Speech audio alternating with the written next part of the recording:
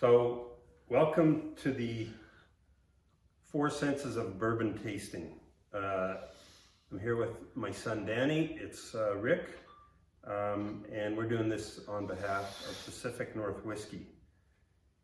And we're going to do our first blind taste test, and we thought we'd choose 3 10-year bourbons to do this with. And they're all fairly well known and reasonably available, but we've got the McKenna 10-year, which is a little harder to find. We've got the Michter's 10-year, which is even a little harder to find, and we've got the Eagle Rare. I'll talk a little bit about our scoring system. And before I do that, I want to do a special shout out to the Bourbon Guild and to Overpriced Bourbon, who kind of inspired us to do this. The Bourbon Guild, we love the way those guys do their tastings. It's down to earth, it's pretty straightforward, and it's all about that personal kind of how that fits with you. So a little bit on a scoring system. We did want to have our own scoring system, and we're calling it the Four Senses of Bourbon Tasting. Number 1 is the eyes, which is about the look, the bottle, the color. Number 2, the nose, which is about aroma, layers, and you know, the spices, fruits, and grains, and sweetness that come out. Number 3, going down the face, is the mouth, which is layer, mouthfeel, complexity, and drinkability. And finally, we thought the 4th bourbon sense is a little bit of that intangible, a little bit around the uniqueness, kind of the buzz factor of the bourbon, its availability, its price, all those things kind of rolled in together. And then just the overall taste of the bourbon. So, and what we're doing for scoring is 2 for eyes, 2 for nose, 4 for mouth, because that may be the most important part, although some might argue that the nose is just important, and then 2 for the finish. So that's a total of 10, and we're gonna try that, and we'd like to hear any feedback on what folks think, as this is our first crack at this. So with that, I'm gonna pass it over to Danny, who's going to tell us a little bit about the bourbon specifically that we're going to do a blind taste test on. And just another note here, we had an independent third party pour these. We don't know which is which. They're matched up by coasters. So we've got a coaster of the Seahawks, a coaster of Fernie Brewing Company, which is up in British Columbia, and a coaster of Hawaiian beer. Yeah. So we have no idea which is which right now. And over to you, Dan. All right. So we're doing a tasting of our 10-year bourbons. Some are readily available. Probably Eagle Rare is the easiest to find. Lucky enough, I found the McKenna at Costco, and the Michters found at the British Columbia liquor store up in their premium release. Michter's, it's probably the most toughest to find. Eagle Rare, most readily available. You might see the McKenna once in a while. If you do, probably pick it up. So the Eagle Rare, some stats on here. It's a 90 proof, 45% alcohol. It's from Buffalo Trace. It's their mash bill number 1, which is low rye. So they say it's 10% or less rye. MSRP for this is around $29 or $30. Secondary pricing is actually not too bad for this. It goes for about $38. So if you can find it between $30, $38, it's not a bad price. Definitely worth the pickup for a 10-year-old bourbon. They do have some special ones of Eagle Rare. They have a 17 Eagle Rare, 17-year, which is part of the Buffalo Trace Antique. That is going to be the most difficult to find. That's going to run you up to about $2,000 secondary. They do have also the double Eagle Rare, which is a 20-year-old bourbon. Very nice bottle, very nice decanter, but MSRP maybe around $2,000, $3,000, and secondary even gets crazier, about $25,000. So this is just the basic. It's still a 10-year-old bourbon, but it's Eagle Rare basic bourbon. Next up, we have the McKenna. It's a 10-year. It's 50 or 100 proof, 50% alcohol. This is going to be probably your most value for all the labels on here. You have a 10-year age statement. It's a bottled in bond. It's single barrel. Heaven Hill Distillery. MSRP for this is about $30. Now secondary pricing can get to around $75 is the average for this. So $30 if you can find between probably 30, 40. It's a good pickup for sure. And the mash bill on this one is 75% corn, 13% rye, and 12% malted barley. And finally, we have the Michter's 10. It is 94.4 proof or 47.2% alcohol. It is a single barrel, so a single barrel you'll get kind of different flavors each time. No kind of unique ones. You'll get some duds and some really great bourbons for single barrel. MSRP for this one is about $120. Secondary, however, does get up to around $233. I believe I picked this up for $160, so a little bit over MSRP, but nothing crazy. The mash bill, I did not find the mash bill on this. A lot of people say the mash bill is unknown. There's quite a bit of discrepancy between MSRP of the Eagle Rare and McKenna, both around $30, $40. Here's our $120 MSRP, so we'll see if that stacks up, if it's worth the price. All right, let's get to tasting. Okay.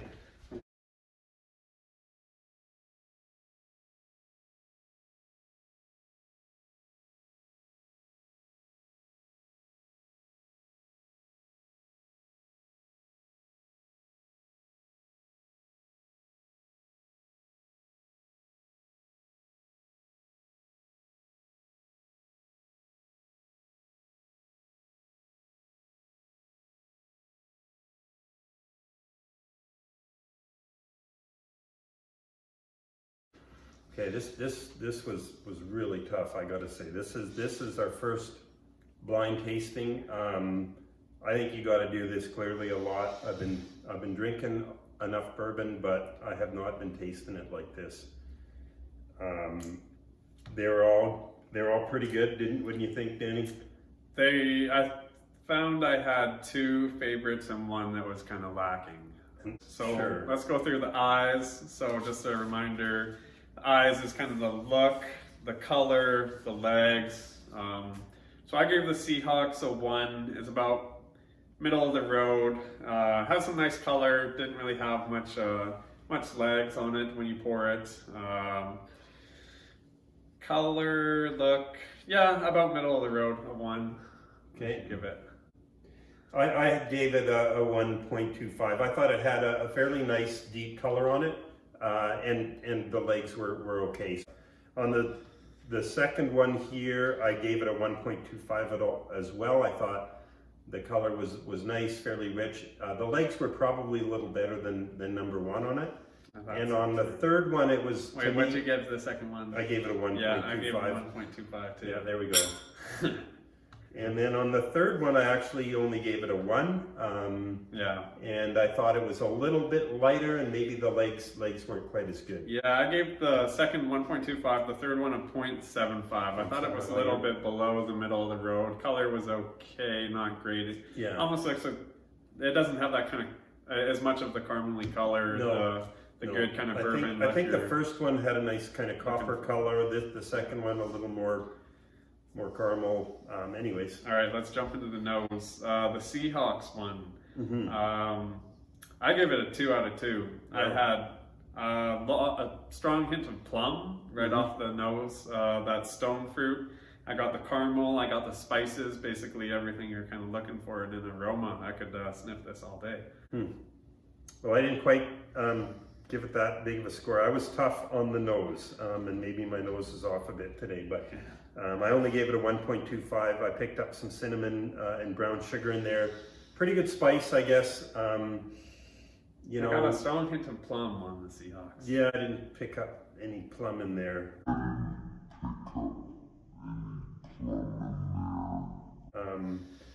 On the second one, I thought it was also about a 1.25. Second one, yeah, I gave 1.5. I got some butterscotch, some toffee. I got some of that sweetness. I did dock it because I didn't get as much of that spice that you're looking for. I didn't get as much spice on the aroma, and I got a little bit of fruitness. I got a bit of peach on the second one. I picked up some citrus in there for sure, and maybe a little orange peel. I didn't get any peach. not sure where you got the peach, but Peach is in there. All right, for the third one, I gave it a 1, middle of the road. You got that sweetness, you got that spiciness, but not much else.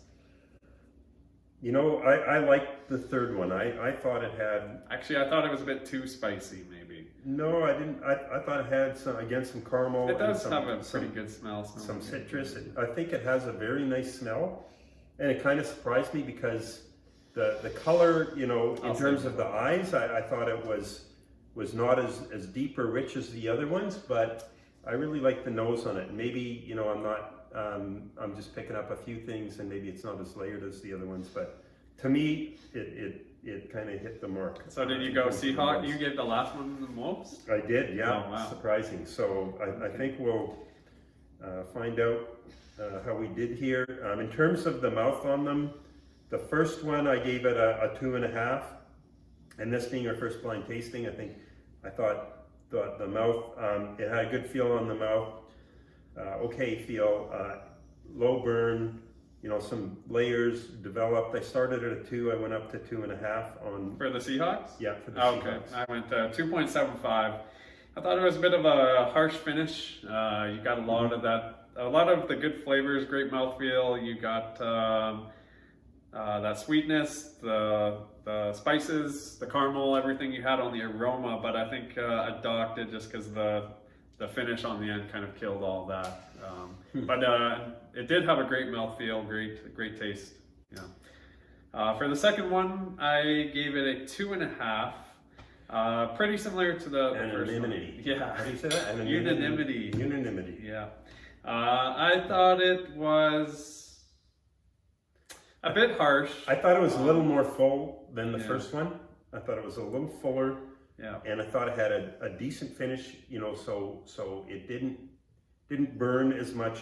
None of these burned much. I thought, you know, I thought the first one. I think this was the burned too much. I have an idea of which one the first one is, but yeah, second one was good as well. It was just missing a little. The first one I found too harsh. The second one, going down, the finish. I didn't find the finish was that much on the second one.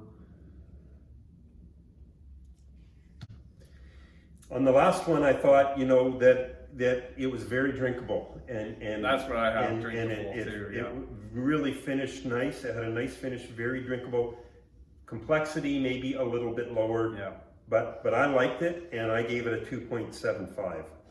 I thought it was a really nice, maybe, and we'll see this when we, you know, guess on which is which. And I'm gonna just come out right now and say the third one I thought was the Eagle Rare. Same. And maybe it's just it's a little more drinkable, and I'm not picking up some of the nuances of the other ones at this point. Yes. But if that's right, I really enjoyed the third one, and I thought it was the Eagle Rare. Yeah, I gave it a 2, about middle of the road. It was very drinkable.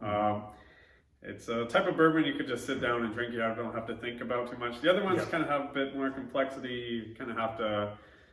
This one you could have with a meal, I'd say, the Eagle Rare. You can blend it with different steaks and everything. If this is the Eagle Rare, it did have a great finish. Nice. The other ones you kind of want to sip separately. I'd say you get a lot more complexity that way. How did you give the total scores for all the Seahawks and for all the different coasters? 5 for number 1.